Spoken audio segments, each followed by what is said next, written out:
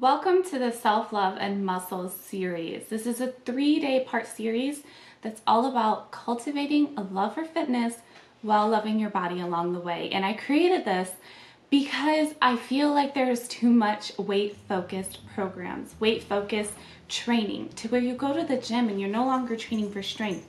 You're no longer training to see what you can do, to challenge yourself and to celebrate your body, but now you're training for a calorie goal. You're trying to reach a certain physique. Now you're focused on fat loss and weight loss to where you're weighing yourself after every run. And that's not what I want to see. I don't see that as a health-focused program. And even in studies, it shows that when you're weight-focused, you're less likely to see it as a lifestyle. You're less likely to see it as a maintainable goal that you've created, that you've succeeded at. And you're more likely to maintain your results and have an enjoyable process while cultivating a positive mindset along the way if it is health focused rather than weight loss focused. So that's why I created this challenge, for you to focus on loving your body while training for strength and celebrating all that your body can do.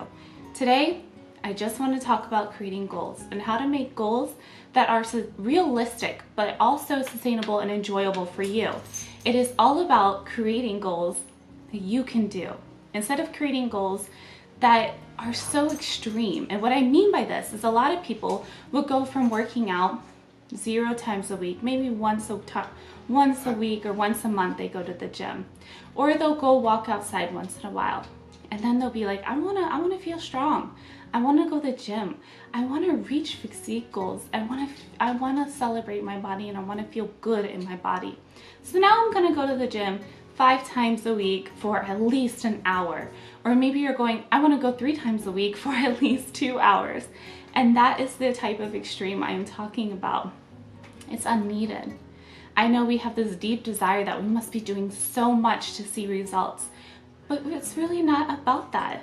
If you want to create a lifestyle, it has to be sustainable.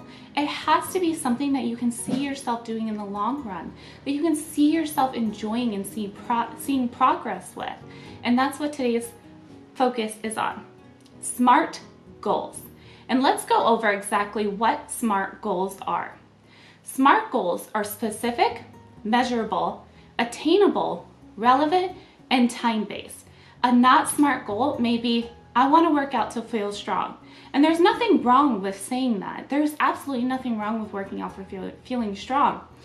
But even though that is a great start, it doesn't necessarily tell you or someone else how you're going to do it, how long you're going to be at the gym, what do you need in terms of frequency and time to reach those goals to be able to go to the gym, and what the progress you're looking for. What is your goal? Yeah, strength is an awesome goal, but it's not specific. So let's go over what a SMART goal may mean. It may mean, I want to go to the gym so I can go up the stairs and not be out of breath. I want to strength train 3 times to 5 times a week in order to feel strong so my muscles don't ache and I don't have a hard time getting up off the floor, a hard time playing with my kids. Another SMART goal is something even more specific. Let's break it down really. I'm going to strength train 3 times per week for at least 40 minutes. And then at least 2 to 3 times a week, I am going to walk outside for at least 20 minutes. Or I am going to at least do 2 times per week walking outside for 20 minutes and 1 time per week doing a plyo or HIIT routine for 10 to 15 minutes. I am going to do this so I can feel strong in my skin, so I don't ache, and so I become more flexible to where I can squat without pain. I can jump up and feel like I am actually jumping and not like I'm having a hard time moving my body. I want to feel strong in my body. I want to feel good in my body. I want to feel healthy. And those goals are so strong that when you break it down and you're being honest with yourself why you're reaching your goals without filters, without judgment, without criticism, then you're going to be able to open up and tell yourself truthfully why you're doing this. And I hope the reason why you're doing this, the reason why you wanted to go to the gym comes for a positive place. And if you came here to help yourself finding that positive place, then I'm glad you're here, because this is about creating a health-focused program for you. It's not about focusing on your weight anymore. It's about focusing on how you feel, how you want to feel, and what your goals are on a mindset and a lifestyle basis. So I am going to give you a downloadable worksheet that I want you to write down your SMART goals. I want you to break it down into one long-term goal, one monthly goal to reach, and one weekly goal to reach, and then daily things you can do to reach that. When you break it up in steps like this, it makes it so much easier to reach those goals. Rather than going 3 months from now, I want to squat 150 pounds. But instead of just looking at the future and hyper-focusing on that one goal, you're going to go, okay, well, this week I'm going to try to do this. At this day, I'm going to work on my flexibility and mobility. And then all those things, they just add up to where they build upon your larger goal.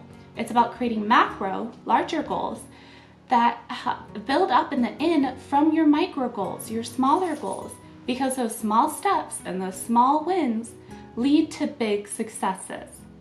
Now, even though we went to your SMART goals, let's talk about what really is sustainable and attainable. A lot of people, like I said before, don't create realistic goals for themselves. I know you want to do it all. I know you feel like you can do it all, but you cannot go in and go, wow, I'm going to make it to the gym 5 times a week or 6 times a week for at least 30 minutes to an hour. But deep down you're going, wow, this seems like too much for me. This seems like I would never be able to do. I work night shift, or I work long hours, or it's hard for me to find a babysitter for that many times a week. And then you go, okay, realistically, what can I really do and still reach my goals and still feel good on my skin? Realistically, you don't need to resistance train 5 to 6 times a week. Most people are fine doing it 2 to 3 times a week and then adding in daily movement for overall health. If you can only resistance train 2 to 3 times a week, that is awesome. Write that down, plan it out. My goal is to resistance train 3 times per week for 30 minutes. I will either use my equipment at home, dumbbells, bands, body weight, or I will go to the gym and set aside time and work a schedule out with someone if I have kids, or make a time before work or after work or during my lunch break to be able to go on these days for this time. And again, don't make it to where if you don't make it that day or that time, you go, oh my God, I'm not reaching my goals. Everything is ruined. I won't ever reach them. I am such a mess up. No. This is a lifestyle. Don't be so hard on yourself. This is going to be more like, okay, I had weight training scheduled at 6 a.m. on Wednesday. My alarm went past. I was just too tired to get up. I needed more to recover. And instead you go, well, can I make it later that day? Can I do it tomorrow instead? And you go, yeah, you know what? I could do that. That sounds good. I didn't mess up. And then your mindset changes, because it changes from, wow, I messed up, wow, I screwed up my goals, to it's okay. I'm going to set it up this day. I'm going to push it off to this day. That is what's going to lead you to successful progress. That is what's going to lead you to a lifestyle. And that can be applied to so many things in your life as well. Nutrition, fitness, finances, success in your workplace, in your profession. And I hope that you do apply it to all of that. So today, I'm going to give you this worksheet. I want you to be realistic. I want you to write down and really think about what you can do to reach your goals. And I want you to not, if you're beginning, or you're starting over, or maybe you took a long break, be realistic. You're not going to go from 0 to 100 in a day. You're not going to go to 0 to 100 from weeks to months. Take that time to progress up, one goal at a time. You need to focus on one goal at a time. Once you conquer that one goal, add another goal on top of it. But you cannot do it to where you're going, I'm going to work out this week, I'm going to focus on my nutrition this week, I'm going to walk more this week, I'm going to move more this week, I'm going to drink more water this week, I'm going to eat more protein this week. Oh my God, it's so exhausting, because these are all new things. You cannot expect change. You cannot see to progress yourself in these things If you're overloading and you're focused on too many things at once, it needs to be one thing at a time, and I promise you don't need to rush it. If what you're doing now and what you've done before has never gotten you the results and the feeling and the mindset that you've always wanted, do something new. Give yourself patience. Give yourself respect. And celebrate what your body can do in the gym rather than punish it for what you ate or the calories that you need to burn because you didn't move enough the week or day before. This is what it's about. Loving and appreciating your body. And I hope that you set goals to focus on that strength, to focus on that movement, to focus on that mindset. Tomorrow we will go over how to focus on your mindset and what a workout routine realistically might be for you, and how to focus on your mindset around nutrition along the way and your body in a positive way to set progress goals. I hope you tune in, and I hope you look out for your email tomorrow.